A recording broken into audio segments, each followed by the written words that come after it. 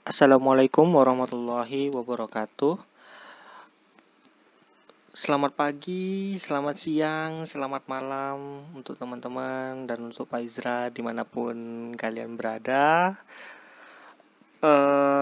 Pada kesempatan kali ini, perkenalkan nama saya Arman.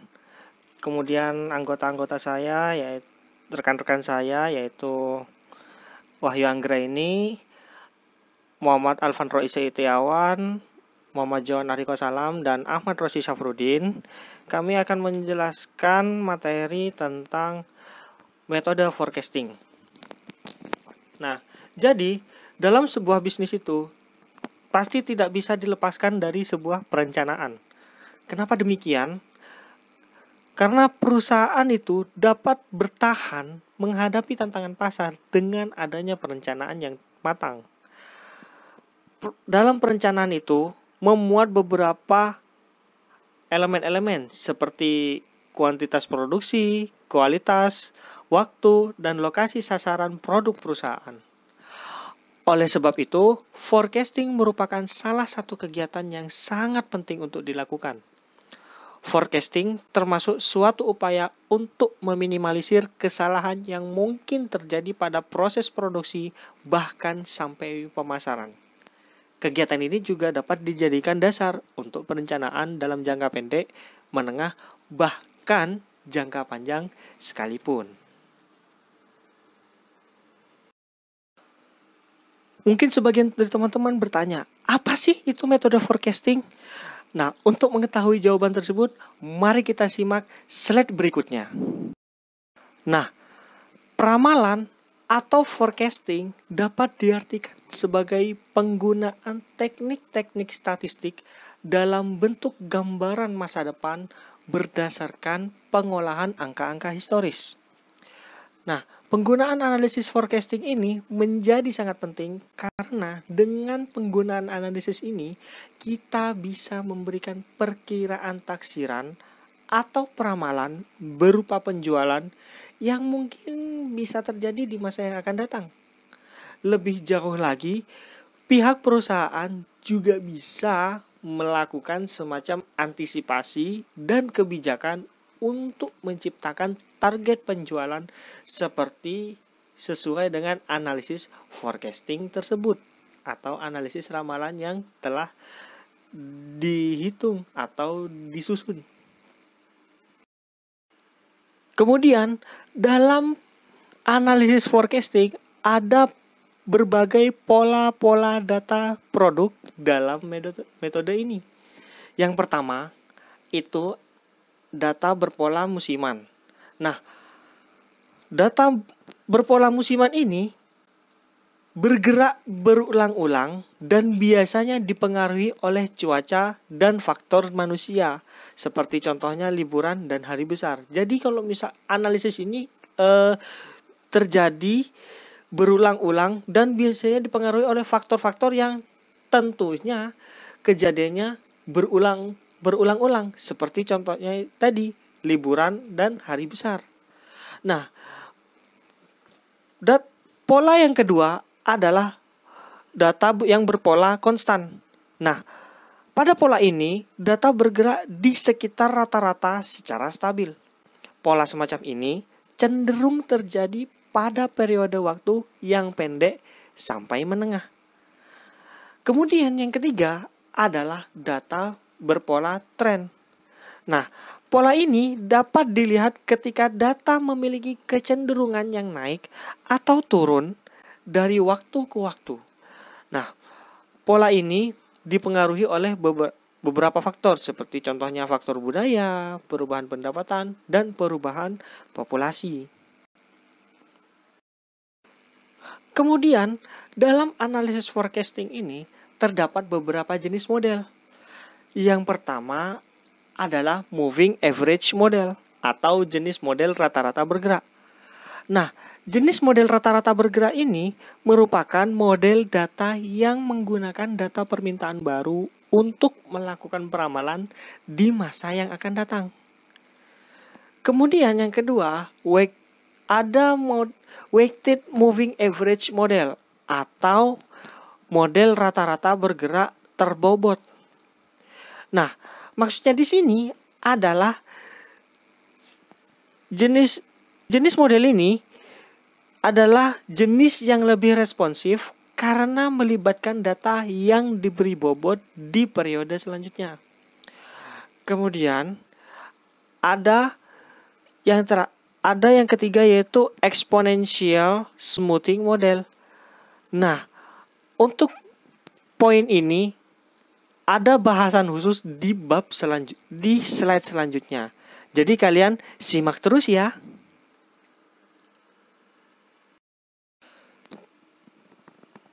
Setelah kita menganalisis, menghitung, menggunakan jenis model yang telah disebutkan pada slide sebelumnya, kita tentu harus memvalidasi dong apakah hasil dari analisis kita valid atau tidak. Seperti itu. Nah, adapun indikator-indikator yang dipakai untuk memvalidasi hasil analisis dari forecasting yang telah disebutkan di slide sebelumnya, yaitu ada mean absolute deviation atau kita singkat MAD. Kemudian yang kedua ada mean squared error atau kita singkat MSE. Kemudian yang ketiga adalah mean absolute percentage error atau kita singkat MAPE. Kemudian yang keempat ada tracking signal. Kemudian yang terakhir yaitu yang kelima adalah moving range. Nah, apa sih kelima indikator ini? Mari kita bahas satu-satu. Yang pertama, mean absolute deviation atau MAD. Nah, MAD ini adalah metode untuk mengevaluasi metode peramalan menggunakan jumlah dari kesalahan-kesalahan yang absolut. Jadi MAD ini berguna ketika mengukur kesalahan ramalan dalam unit yang sama sebagai deret asli. Untuk rumusnya kalian bisa lihat sendiri di slide ya. Nah, kemudian yang kedua ada mean squared error. Nah, mean squared error ini adalah metode lain untuk mengevaluasi metode peramalan.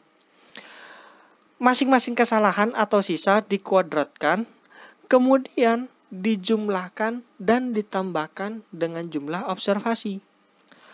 Nah, metode ini menghasilkan kesalahan-kesalahan sedang yang kemungkinan lebih baik untuk kesalahan kecil, tapi kadang menghasilkan perbedaan yang besar.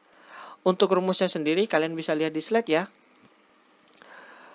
Kemudian yang ketiga ada mean absolute percentage error atau MAPE. Nah, MAPE ini dihitung dengan menggunakan kesalahan absolut pada tiap periode dibagi dengan nilai observasi yang nyata untuk periode itu. Kemudian merata-rata kesalahan persentase absolut tersebut. Nah, nilai MAPE ini mengindikasi seberapa besar kesalahan dalam meramal yang dibandingkan dengan nilai nyata. Rumusnya kembali lagi, kalian bisa lihat sendiri ya. Kemudian yang keempat adalah tracking signal. Tracking signal ini adalah validasi peramalan yang dilakukan untuk mengukur bagaimana baiknya suatu peramalan memperkirakan nilai-nilai aktual. Rumusnya adalah RSFE dibagi dengan MAD atau mean absolute deviation. Nah, tracking signal yang positif menunjukkan bahwa nilai aktual permintaan lebih besar daripada ramalan. Sedangkan tracking signal yang negatif berarti nilai aktual permintaan lebih kecil daripada ramalan. Kemudian, yang terakhir adalah moving range. Peta moving range ini dirancang untuk membandingkan nilai permintaan aktual dengan nilai peramalan. Peta moving range digunakan untuk pengujian kestabilan sistem sebab akibat yang mempengaruhi permintaan. Seperti itu. Jadi cukup jelas ya teman-teman ya. Kalau kurang jelas kalian bisa tanya jawab sama kita nanti ya, atau bisa konfirmasi langsung ke dosen yang bersangkutan, yaitu Pak Izra. Mari kita lanjut ke slide selanjutnya. Nah, setelah kita membahas tentang jenis model dan indikator validasi forecasting, kemudian kita akan membahas metode forecasting ini. Ada beberapa metode dalam forecasting ini. Yang pertama adalah metode time series atau deret waktu. Nah, metode time series ini melibatkan pencarian variabel waktu. Dalam analisis ini, terdapat keterkaitan antara variabel yang dicari atau dependen dengan variabel yang mempengaruhinya atau variabel independen. Lalu keduanya dihubungkan dengan waktu seperti mingguan, bulanan, bahkan tahunan. Kemudian yang kedua adalah metode causal methods atau metode sebab akibat. Nah, dalam metode ini variabel yang dikaitkan bukan dalam bentuk variabel waktu. Beberapa metode yang ada pada kategori ini adalah metode regresi dan korelasi, metode ekonometri, dan metode input-output. Kemudian, metode yang terakhir adalah metode kualitatif. Metode kualitatif ini adalah metode yang paling mendekati akurasi data aktual. Metode ini memiliki hasil yang berbeda pada setiap perusahaan karena dipengaruhi oleh subjektivitas perorangan. Jadi, hasil dari metode ini sangat mungkin untuk disebabkan oleh pengaruh dari orang yang menganalisis, seperti pengaruh emosi, intuisi, bahkan pendidikan dan pengalaman seseorang. Jadi, seperti itu ya kawan-kawan penjelasan dalam jenis-jenis metode yang digunakan dalam analisis forecasting ini. Untuk selanjutnya akan disampaikan oleh teman saya. Mari kita lanjut ke slide berikutnya. Metode regresi linier. Regresi merupakan suatu alat ukur korelasi antar variabel. Bagaimana kita memodelkan data yang kita punya menjadikan bentuk fungsi. Analisis regresi merupakan salah satu metode untuk menentukan hubungan sebab akibat antara suatu variabel dengan variabel-variabel yang lain. Rumus regresi linier. Y aksen sama dengan A plus B1 X1 plus B2 X2 dan seterusnya. N itu adalah periode. Keterangan Y aksen sama dengan variabel dependen atau nilai yang akan diprediksi. X1 dan X2 adalah variabel independen. A adalah konstanta nilai atau nilai Y aksen apabila X1, X2, dan seterusnya adalah 0.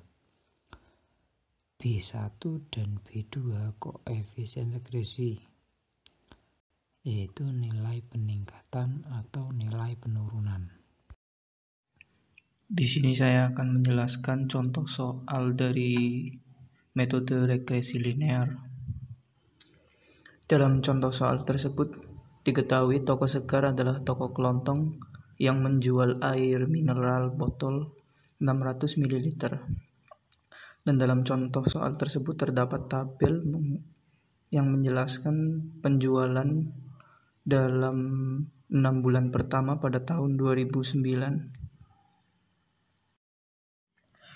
Berdasarkan data di slide sebelumnya itu tentukan ramalan penjualan pada bulan Juli 2009 dengan metode regresi linear dan tentukan dan hitunglah MAD atau mean absolute deviation dan MSE atau mean squared error. Langkah pertama adalah membuat tabel dengan keterangan bulan, periode, penjualan atau dilambangkan dengan YT, kemudian ada X yaitu periode dikali YT, kemudian X kuadrat, kemudian ada kolom FT, kemudian ada YT min FT. Di sini penjualan adalah data masa lalu, disingkat YT, kemudian ada FT adalah hasil yang akan kita ramalkan dengan metode regresi linear. Rumusnya adalah A plus BX, di mana X itu adalah periode. Untuk X, YT, kita tinggal mengalihkan penjualan dengan periode. Sedangkan X kuadrat, kita mengkuadratkan periode. Dan YT dikurangi FT adalah penjualan dikurangi FT, yaitu hasil yang telah kita ramalkan. Kemudian berdasarkan data di tabel sebelumnya, ini merupakan rumus dari B. Rumus dari B sama dengan N dikali sigma XI kali YI dikurangi sigma XI dikali sigma YT dibagi N dikali sigma XI kuadrat min sigma XI, di mana N tersebut adalah periode. Hasilnya adalah 2,3429. Kemudian rumus A sama dengan sigma YT dibagi N min B dikali sigma XI dibagi N. Ketemunya 216,8. Y adalah ramalan penjualan dengan rumus A plus BX, di mana X adalah periode selama periode 1 sampai periode ke-6. Sedangkan rumus MAD sama dengan sigma dari YT min FT dibagi N. Lalu rumus dari MSE sama dengan sigma YT min FT kuadrat dibagi N. Selanjutnya, kita akan membahas tentang metode exponential smoothing with trend. Nah, apa sih metode exponential with trend itu? Untuk mengetahui jawabannya, mari kita simak slide berikutnya. Nah, metode exponential smoothing with trend atau model analisis garis kecenderungan ini digunakan sebagai model peramalan apabila pola historis dari data aktual permintaan menunjukkan adanya suatu kecenderungan menaik dalam waktu ke waktu. Metode exponential smoothing with trend ini biasanya lebih tepat untuk meramalkan data yang mengalami tren kenaikan.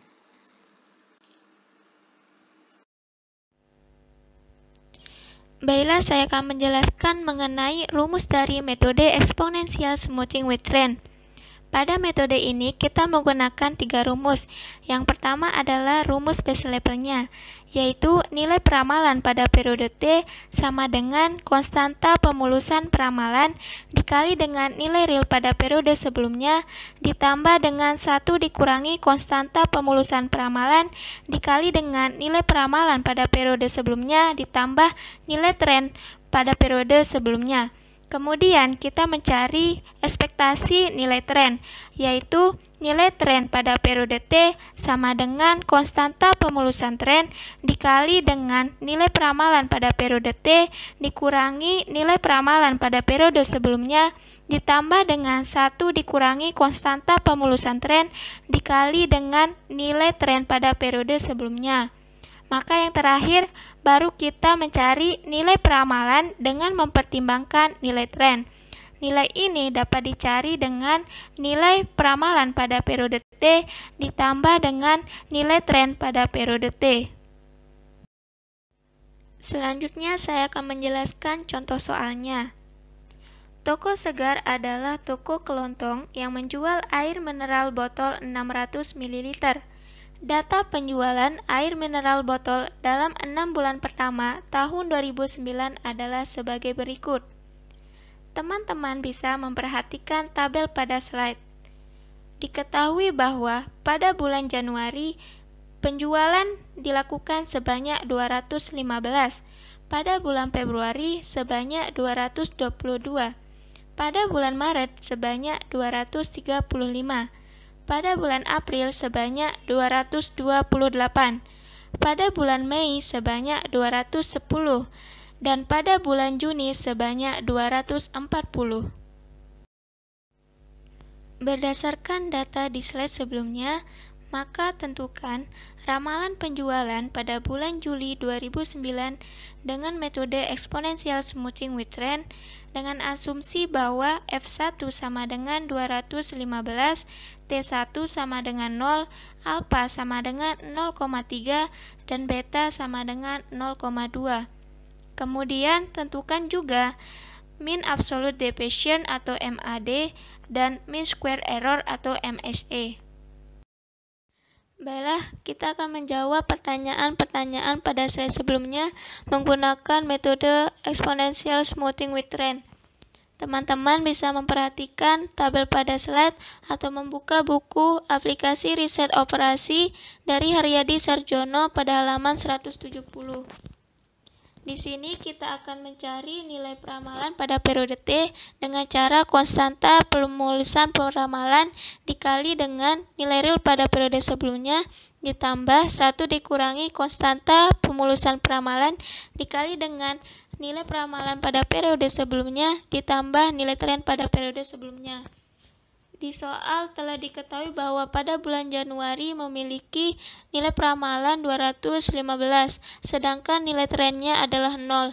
Maka langsung saja kita mencari nilai peramalan pada bulan Februari.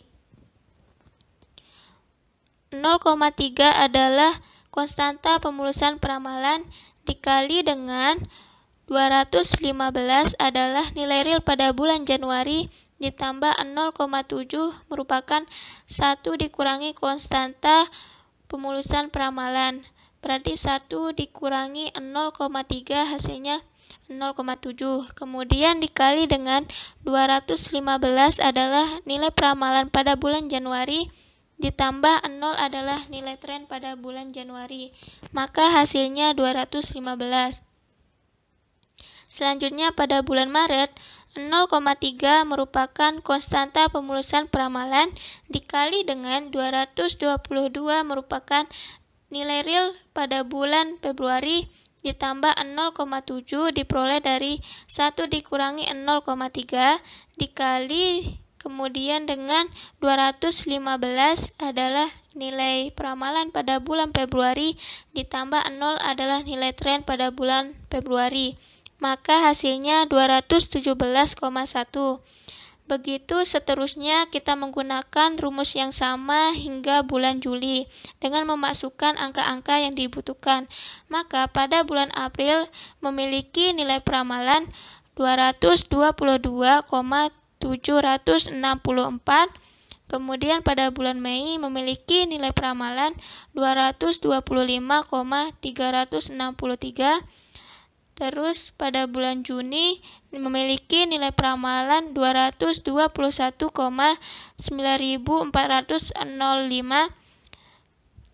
dan yang terakhir bulan Juli memiliki nilai peramalan 227,8283.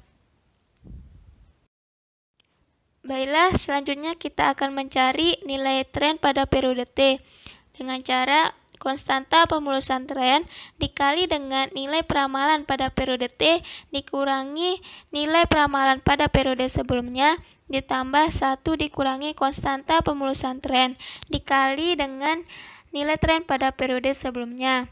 Diketahui bahwa pada soal, pada bulan Januari memiliki nilai tren 0, sedangkan nilai peramalannya adalah 215, maka langsung saja kita mencari nilai tren pada bulan Februari.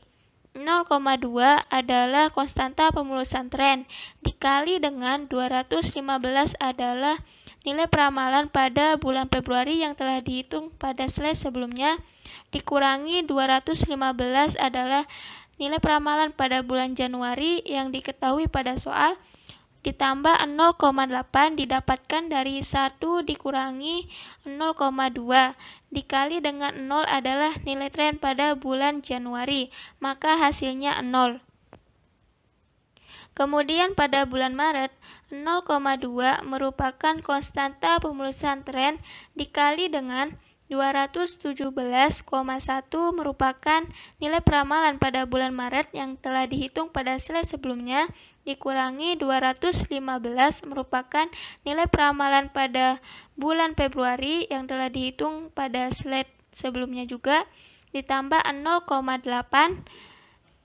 didapatkan dari 1 dikurangi 0,2, kemudian dikali dengan 0 merupakan nilai tren pada periode bulan Februari. Maka di sini hasilnya 0,42. Begitu juga seterusnya kita menggunakan rumus yang sama hingga bulan Juli dengan memasukkan angka-angka yang dibutuhkan. Maka pada bulan April diperoleh nilai tren pada bulan tersebut 1,4688. Pada bulan Mei diperoleh nilai tren 1,6948.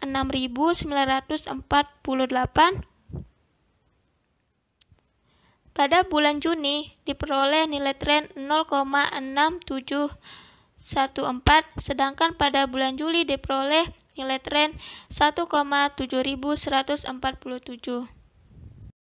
Pada slide ini kita akan mencari nilai peramalan dengan mempertimbangkan nilai trennya.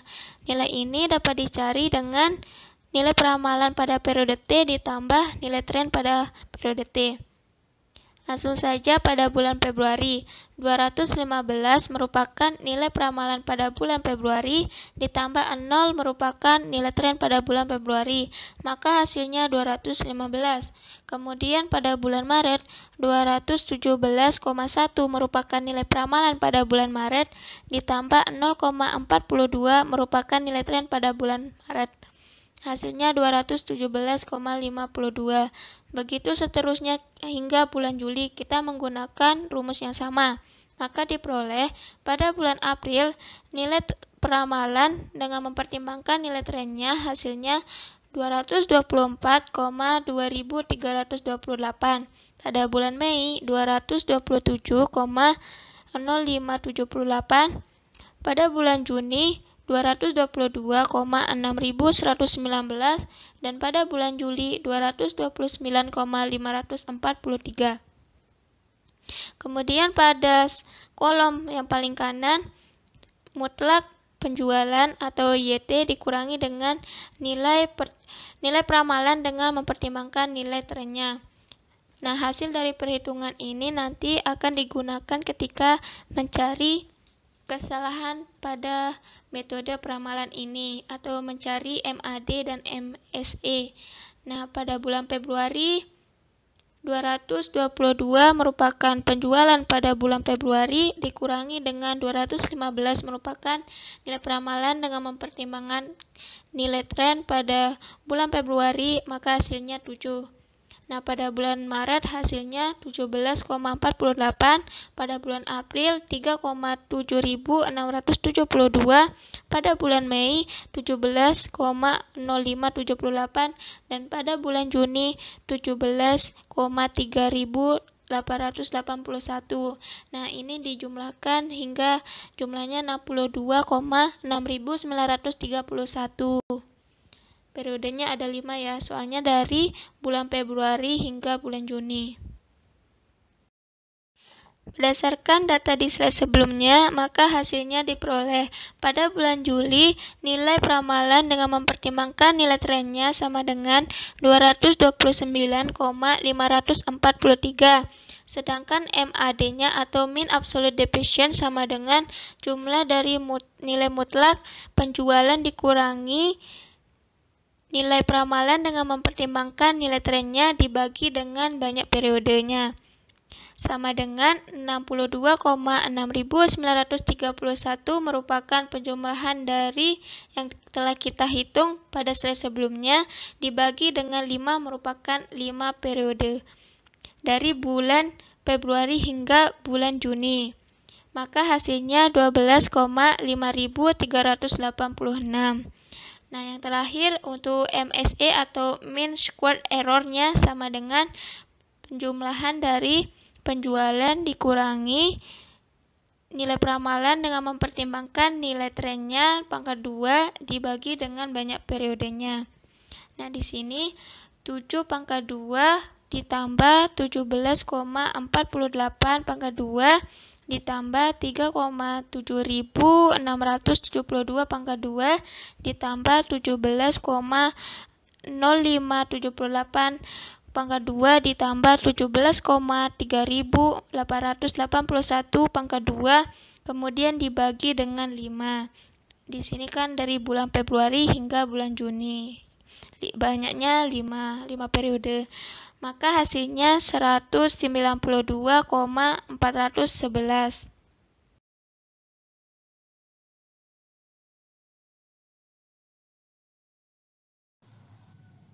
Ya, selanjutnya dalam materi forecasting, kita akan masuk ke metode Weighted Moving Average atau yang biasa disingkat dengan WMA. Nah, sebelum kita beranjak lebih jauh, kita akan mencari tahu apa sih itu Weighted Moving Average. Nah, jadi di sini ada salah seorang tokoh yang mengemukakan pendapatnya. Yang tokoh itu yang bernama Gasper. Dia menyatakan bahwa metode Weighted Moving Average itu merupakan metode peramalan yang lebih responsif terhadap perubahan. Kenapa lebih responsif terhadap perubahan? Karena dalam hal ini data dari periode yang baru itu diberi bobot yang lebih besar. Selanjutnya dalam metode ini kita juga akan mengenal apa sih itu MSE dan apa itu MAD dan kegunaannya MSE dan MAD terhadap metode forecasting. Jadi MSE itu adalah mean squared error, sedangkan MAD adalah mean absolute deviation. Nah, keduanya itu digunakan untuk meramalkan data yang aktual dengan peramalan data, di mana nanti error yang ditemukan yang jumlahnya paling kecil itu adalah yang terbaik, dan juga dapat disimpulkan bahwasanya dari keduanya jika memiliki error yang kecil maka dapat disimpulkan bahwa metode itu yang terbaik dan yang layak untuk digunakan dalam mencari peramalan data. Selanjutnya, setelah kita mengetahui pengertian dari metode Weighted Moving Average atau yang biasa disingkat dengan WMA, kita akan membahas pada bagian rumusnya. Jadi, metode ini atau metode Weighted Moving Average itu bisa dicari dengan menggunakan rumus WMA sama dengan data dikalikan bobot dibagi sigma bobot, di mana datanya sendiri itu adalah data aktual pada periode yang dicari, sedangkan bobot itu adalah penilaian sesuai dengan panjangnya periode yang dicari. Selanjutnya, setelah kita mengetahui pengertian dan rumus dari metode Weighted Moving Average, biar lebih jelas kita akan masuk kepada bagian contoh soal. Nah, di sini itu ada sebuah toko kelontong, di mana toko kelontong itu bernama Toko Segar. Nah, Toko Segar itu menjual air mineral botol dengan ukuran yang 600 ml. Dari data penjualan air mineral botol dalam waktu 6 bulan pertama pada tahun 2019 adalah sebagai berikut. Nah, jadi di sini ada sebuah tabel di mana tabel yang pertama yaitu terkait bulannya dan yang kedua yaitu terkait penjualannya. Nah, di sini bulannya itu dimulai dari bulan Januari, Februari, Maret, April, Mei, dan Juni. Sedangkan data penjualannya itu pada bulan Januari menjual 215, pada bulan Februari 222, bulan Maret 235, bulan April 228, bulan Mei 210, dan pada bulan Juni itu menjual 240.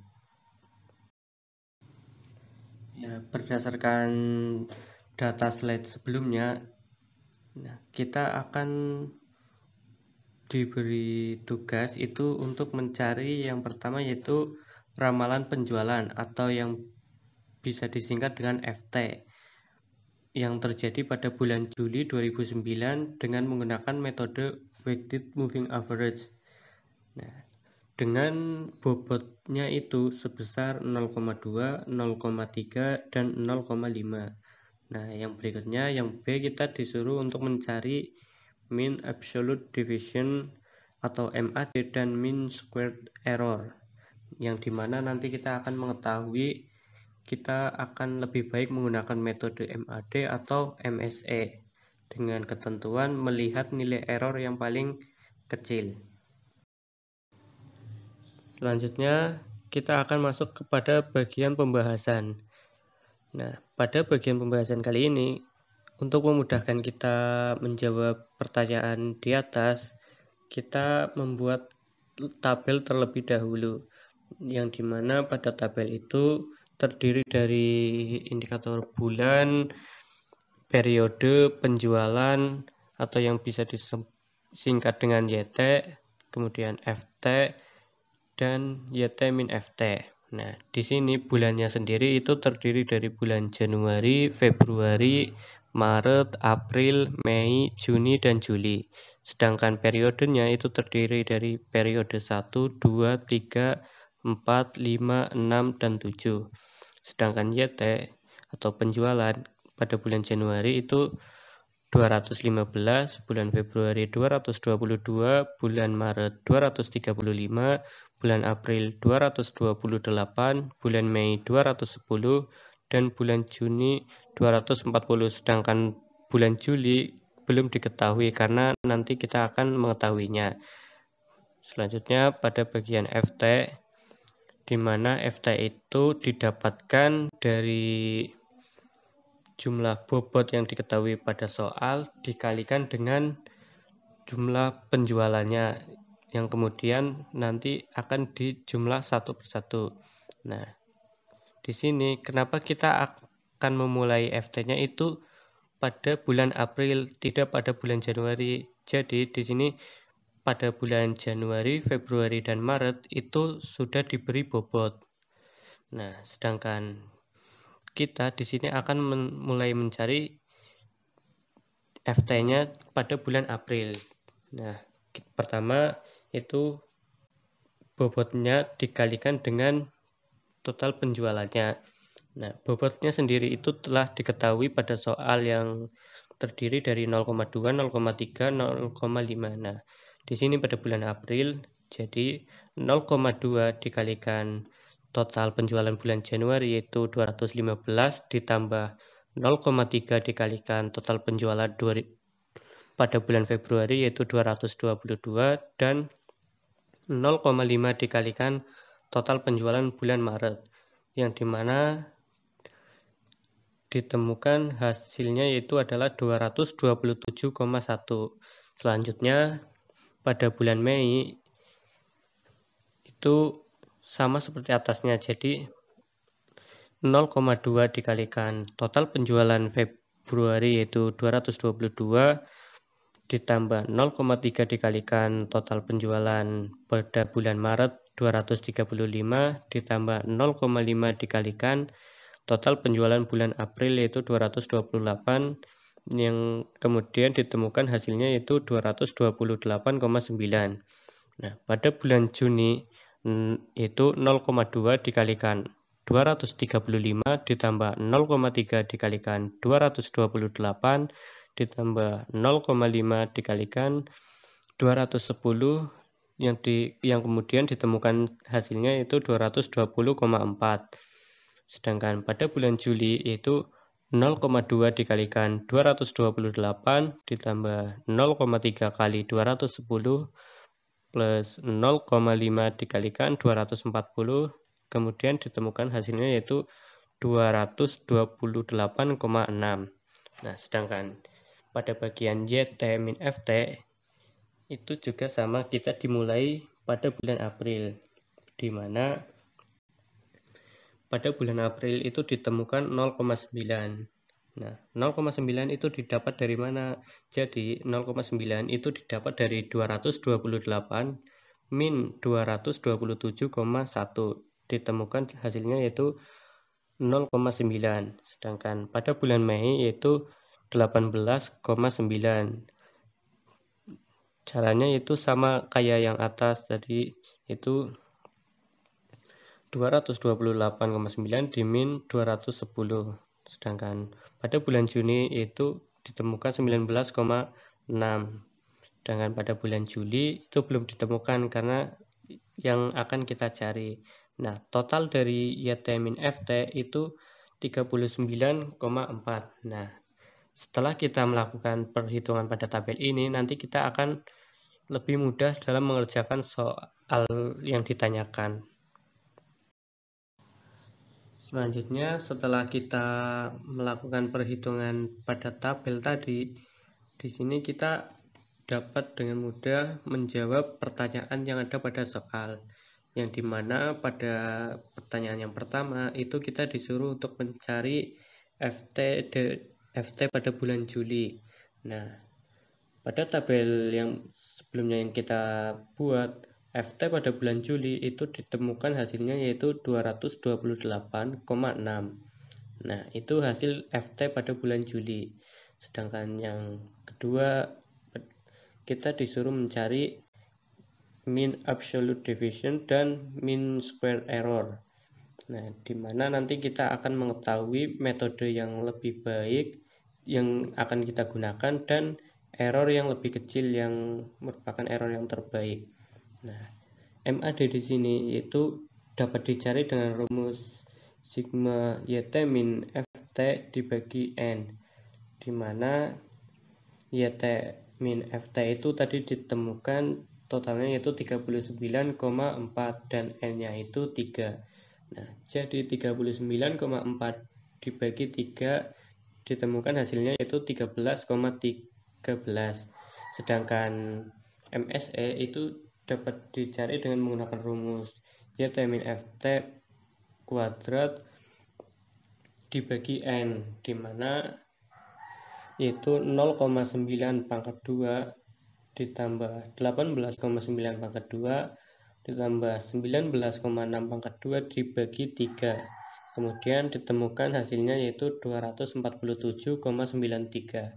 Jadi dapat disimpulkan bahwasanya antara MAD dan MSE itu yang lebih baik digunakan adalah MAD. Kenapa kita lebih menggunakan MAD? Karena hasil dari MAD ini errornya itu lebih kecil daripada MSE. Dan kembali lagi ke ketentuan awal, di mana error yang lebih kecil itu adalah error yang baik dan metode itu layak untuk digunakan. Ya, mungkin cukup sekian presentasi yang dapat kami sampaikan. Apabila ada pertanyaan, monggo diajukan. Dan dari kami mohon maaf yang sebesar-besarnya apabila banyak kesalahan atau kekurangan dalam kami menyampaikan. Kami mohon maaf yang sebesar-besarnya. Wabillahi taufiq wal hidayah. Wassalamualaikum warahmatullahi wabarakatuh.